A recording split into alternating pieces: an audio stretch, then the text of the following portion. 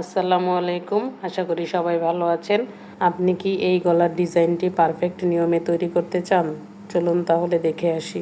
এখানে গলার একটি পেস্টিং পেপার নিয়ে নিয়েছি। পেস্টিং পেপারটি লম্বায় রয়েছে 8 ইঞ্চি এবং চওড়ায় রয়েছে 4 ইঞ্চি। এখন বন্ধ পাশ থেকে 1.25 ইঞ্চিতে একটি মার্ক করে নিব। একইভাবে নিচ থেকেও 1.25 ইঞ্চিতে আরেকটি মার্ক করে নিব। এবার দাগ দুটোকে টেনে নেব। উপর থেকে 1/2 ইঞ্চি নিয়ে নেব সেলাইয়ের জন্য। এবার আমাদের টোটাল গলার চওড়াটা যত ইঞ্চি তত ইঞ্চিতে একটি দাগ দিয়ে নিব। আমি টোটাল চওড়াটা নিয়েছি 3.25 ইঞ্চি। আপনারা চাইলে 3 ইঞ্চি বা তার চেয়ে কম নিতে পারেন। গলার লম্বা কোনাকুনিভাবে 7.25 ইঞ্চি নিয়েছি। এবার নিচ থেকে 3.5 ইঞ্চিতে একটি মার্ক করে নিচ্ছি। এই জায়গাটুকুতে হালকা হাতে ভি শেপ করে নিচ্ছি। আপনারা চাইলে পান গলার শেপটিও দিয়ে নিতে পারেন। এই পাশ থেকে 5 ইঞ্চি পর্যন্ত একটি দাগ টেনে নিব। এখানে একটি বক্স করে নিলাম এবং ভি শেপের সাথে কোনাকুনিভাবে মিলিয়ে দিতে হবে।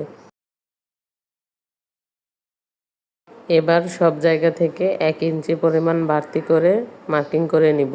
এরপর মার্ক অনুযায়ী কাটিং করে নিব। এই তো আমাদের ভাইরাল সেই গলা কাটিং করে ফেললাম। এবার একটি কাপড়ের উপর গলার পেস্টিংটি বসিয়ে সেলাই দিয়ে আটকে নিব। ভালোভাবে বোঝার জন্য ভিডিওটি না টেনে সম্পূর্ণ দেখার অনুরোধ রইল। আমার ভিডিওটি যদি ফেসবুক পেজ থেকে দেখে থাকেন তবে ফেসবুক পেজটি ফলো দিয়ে রাখবেন। আর যদি ভিডিওটি ইউটিউব থেকে দেখে থাকেন তবে আমার চ্যানেলটিকে সাবস্ক্রাইব করে বেল বাটন অলে দিয়ে রাখবেন। এতে করে নিত্য নতুন ভিডিও আপলোড করা মাত্রই সবার আগে পৌঁছে যাবে আপনার কাছে। সাইড থেকে বাড়তি কাপড়টি ভাঁজ দিয়ে সেলাই করে নিব। এবার কাপড়ের বাড়তি অংশটুকু কাটিং করে নিব। এখন কামিজের সামনের অংশে গলার কাপড়টিকে মাঝ বরাবর রেখে একটি সেলাই দিয়ে আটকে নিব। এক্ষেত্রে জামার কাপড়টি সোজা থাকবে এবং গলার কাপড়টি উল্টো থাকবে। কাটিং করা গলার কিনার দিয়ে সেলাই দিয়ে নিব। সেলাইটি এমনভাবে দিতে হবে যেন গলার পেস্টিংয়ের উপর না পড়ে। সেলাই করে কোনার কাছে আসার একটু আগে থেকেই ফিতা সেট করে নেব, তারপর সেলাইটি দিয়ে নিব। একই নিয়মে পরবর্তী ফিতাটিও সেট করে নিব।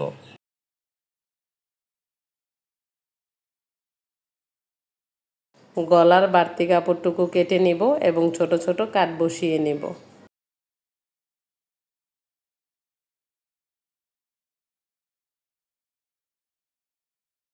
গলার কাপড়টিকে সোজা করে নিব এবং ফিতার কোনাগুলোকে ভালো করে উল্টে নিব। এখন গলার কিনার ঘেঁষে একটি চাপ সেলাই দিয়ে নিব।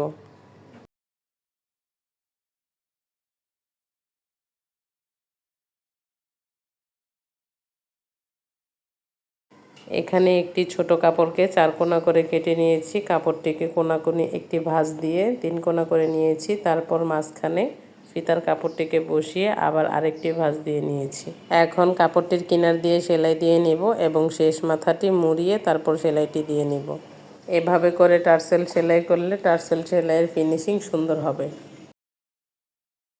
একইভাবে আরেকটি কাপড়ও আমরা লাগিয়ে নেব।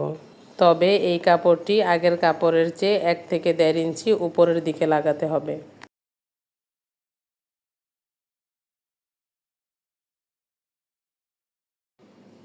এভাবে করে আপনারা চাইলে আরেকটি কাপড়ও লাগিয়ে নিতে পারেন।